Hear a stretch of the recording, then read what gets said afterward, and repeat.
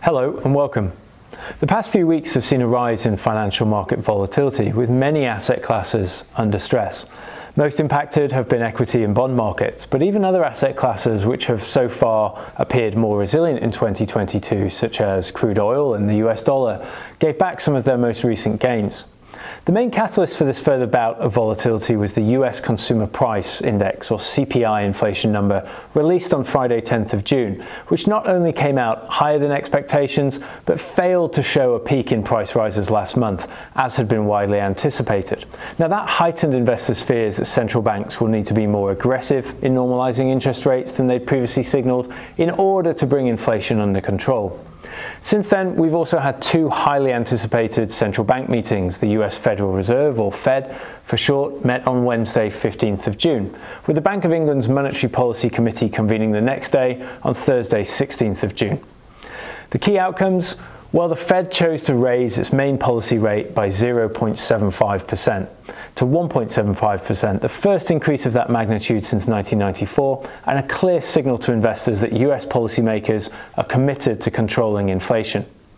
Meanwhile, the Bank of England raised interest rates by a more cautious 0.25%, despite also increasing its expectations for the peak inflation rate to reach more than 11% in the late autumn, and delivering a relatively pessimistic outlook for growth in the UK economy near term. Consequently then, there's been much for financial markets to digest and adjust for in recent weeks, with revisions to expectations for interest rates, the path of inflation, and economic growth in the remainder of 2022. What does this mean for the outlook and for our portfolios? Well, we held our monthly investment committee meeting before the June 10th CPI release, where we agreed a number of adjustments to portfolios to favour regions and asset classes where we think the risk-reward is more attractive in the current environment.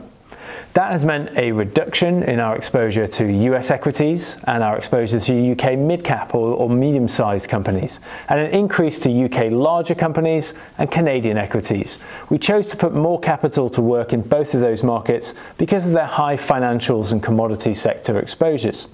Now, we've also reduced our emerging markets equity underweight as we see a number of key headwinds for some of these regions begin to dissipate and to reflect the balance of risks as China's economy emerges from strict COVID lockdowns and economic activity picks up again. Lastly, we've begun to adjust our fixed income position, rebalancing to manage the change in risk reward as bond yields rise. Whilst we've typically held around a third less government bond exposure than we would expect to do so over the long term, we've increased this weight marginally to recognise the higher bond yields the past 2 weeks have delivered. Thanks for watching.